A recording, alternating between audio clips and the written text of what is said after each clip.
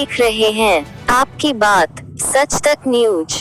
भारत विकास परिषद शाखा केकली के अध्यक्ष महेश मंत्री ने बताया कि 5 मई सोमवार की रात्रि को पुरानी केकली स्थित चारभुजा मंदिर के पास व्यास परिवार में गोपाल व्यास के पिता वैद्य कृष्णदत्त व्यास का निधन होने की सूचना मिली। तत्पश्चात परिषद के संरक्षक रामनरेश विजय व समाज सेवी रामगोपाल सैनी से संपर्क कर किया गया और धर्मपरायण व्यास परिवार को सविनय दिवंगत कृष्णदत्त व्यास के पुत्र गोपाल व्यास, पुत्र वधू सीमा व्यास व पौत्र देवांश व्यास व हिमेश व्यास से दिवंगत कृष्णदत्त व्यास के नेत्रदान के लिए सविनय आत्म भाव से निवेदन किया, जिस पर व्यास परिवार अपने परिजन की स्मृति को चिरस्मरणीय बनाए रखने और मानव सेवार्थ 2 नेत्रहीन मानव प्राणी की आंखों को ज्योति प्रदान के लिए सहमति प्रदान की। नेत्रदान कराने हेतु भारत विकास परिषद शाखा केकली की प्रेरणा से व्यास परिवार ने अपने परिजन की मृतदेह से नेत्रदान करवाया। ऐसे पुनीत जन कल्याण सेवा कार्य करने पर भारत विकास परिषद द्वारा व्यास परिवार का आत्मभाव से आभार व साधुवाद प्रकट किया। परिषद के रामगोपाल सैनी ने बताया कि दिवंगत वैद्य कृष्णदत्त व्यास पुत्र वैद्य किशोरी लाल व्यास मार्मिक भजन गायक व धार्मिक आध्यात्मिक और सादगी की मूर्त होने के साथ साथ बहुत ही मृदुभाषी और मिलनसार व्यक्तित्व के धनी थे। व्यास के निधन से पूरी पुरानी केकली शोक संतप्त है और शहर ने एक आदर्श व्यक्तित्व को खोया है, जिसकी क्षतिपूर्ति अपूरणीय है। नेत्रदान में अजमेर के जवाहरलाल नेहरू हॉस्पिटल से आए डॉक्टर भारत शर्मा एवं उनकी टीम ने नेत्र कॉर्निया निकालने की प्रक्रिया को पूर्ण किया। साथ डॉक्टर शर्मा ने बताया कि मरने के बाद मृत शरीर के 8 बाद तक आँखें सुरक्षित रहती है, जिससे आप अन्य किसी 2 व्यक्ति के अंधेरे जीवन की मृतदेह की ज्योति को दान करवा रोशन कर सकते हैं। इस दौरान परिषद शाखा के संरक्षक रामनरेश विजय, प्रांतीय पदाधिकारी सर्वेश विजय, अध्यक्ष महेश मंत्री, सचिव दिनेश वैष्णव, रामगोपाल सैनी, सुनील पाराशर, राजेश विजय देर रात तक व्यास परिवार के साथ मौजूद रहे और सांत्वना दी।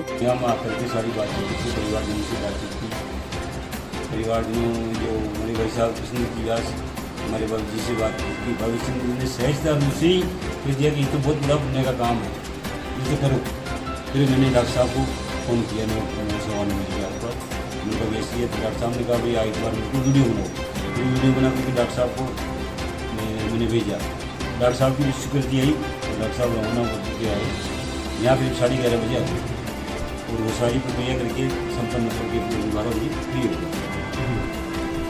तो ये आप किस संस्था से जुड़े हो और नेत्रदान के लिए किस तरह प्रेरित किया? आज सभी लोग जो है भारत विकास परिषद से है और हम लोगों को और अध्यक्ष महोदय को और रामनरेश जी को और हमको सबको जानकारी होने के बाद में इनके परिवार से संपर्क किया और नेत्रदान के लिए पूरे परिवार ने, व्यास परिवार ने जो है सहमति प्रदान की। व्यास परिवार शुरू से धार्मिक प्रवृत्ति का परिवार रहा है। आज इन्होंने अपने परिजनों की आंखें नेत्रदान करके बहुत बड़ा अच्छा उदाहरण पेश किया केकली नगर में और भारत विकास परिषद के द्वारा हम जो है इनके परिवार का, व्यास परिवार का बहुत बहुत आभार प्रकट करते हैं। ये पूरे परिवार को भारत विकास परिषद की ओर से बहुत बहुत साधुवाद। धन्यवाद।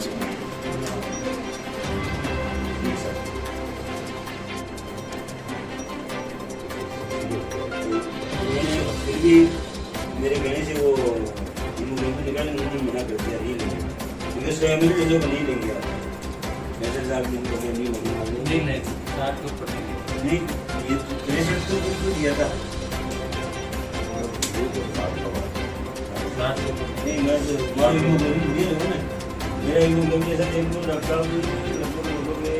सर एक मेरा आपसे रिक्वेस्ट है, ये अभी नेत्रदान यहाँ होना शुरू हुआ है, तो इसको कौन कौन अपन आगे किस वजह से अपन आगे इसको बढ़ा सकते हैं? मीडिया सबसे ज़्यादा मीडिया इसको आगे, इस काम को आगे बढ़ा सकता है। तो आपसे एक मेरा रिक्वेस्ट है कि आप अपने चैनल में, है ना, उसमें एक हेडलाइन चला दो, नेत्रदान के लिए संपर्क करें। उसमें एक मेरा नंबर डाल दो, एक रामनरेश जी का नंबर डाल दो और एक गोपाल जी का नंबर डाल दो। 24 आवर्स नेत्रदान के लिए संपर्क करें, है ना। उसमें कुछ पॉइंट है वो बीच बीच में आप चलाते रहो, वो पॉइंट में रामनरेश जी को दे दूँगा। तो ये फ्री सेवा है और हमारे थोड़ा रिक्वेस्ट तौर पर चला सको तो आपके चैनल जो भी MD है उनसे बात करके ये आपका। तो अभी ये जो नेत्रदान हुआ, ये कितनी मृत्यु उपरांत के बाद कितनी देर तक अपन इस नेत्रदान को कर सकते हैं? देखो ये चीज़ अपन डेथ के 6 से 8 घंटे का टाइम रहता है वैसे तो। अगर बॉडी को अपन डीप फ्रीजर में रख दें तो 18 घंटे तक अपन ले सकते हैं। डीप फ्रीजर में रखने के बाद 18 घंटे मतलब टाइम हो जाता है। इससे मृत शरीर पर किसी प्रकार का कुछ इफेक्ट पड़ता है? कोई इफेक्ट नहीं पड़ेगा आपको, बिल्कुल किसी तरह की कोई मतलब वो कोई खड्डा वगैरह कुछ नहीं आएगा, कुछ नहीं आएगा। बहुत बहुत धन्यवाद। आज के इस नेत्रदान के बारे में आप कुछ बताएंगे?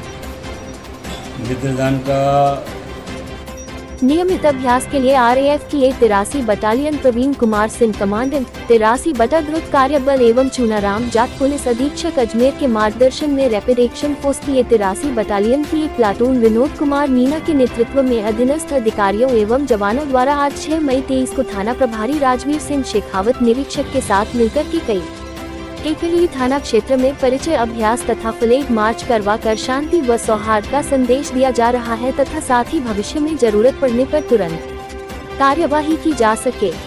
रैपिड एक्शन फोर्स के इस परिचय अभ्यास के आयोजन की जानकारी देते हुए विनोद कुमार मीना ने बताया कि परिचय अभ्यास के दौरान इलाके की जनसंख्या, साक्षर निरक्षर, सामुदायिक दृष्टि से संवेदनशील जगहों तथा विशिष्ट व्यक्तियों की सुरक्षा तथा बलवाइयों की सूची तैयार की जाएगी ताकि भविष्य में किसी प्रकार की कोई प्राकृतिक आपदा या सांप्रदायिक तनाव या दंगा की स्थिति निर्मित होने पर अधिक कारगर ढंग से उस पर नियंत्रण किया जा सके आदि सभी का अध्ययन किया जाएगा।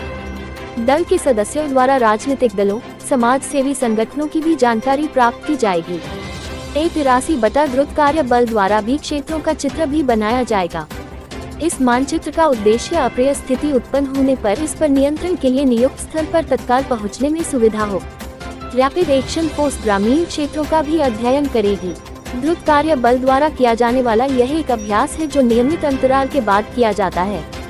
इस अभ्यास के दौरान विभिन्न कस्बों, शहरी क्षेत्रों में फ्लैग मार्च भी किया जाता है। इस अभ्यास के दौरान हम विभिन्न क्षेत्रों में जाकर वहां की प्राकृतिक आपदा, सामाजिक परिवेश, समाज में अशांति उत्पन्न करने वाले विभिन्न कारणों का गहन अध्ययन कर डाटा कलेक्ट करते हैं जिससे विषम परिस्थितियों में द्रुत कार्य बल शांति व्यवस्था बनाने में त्वरित मदद कर सके।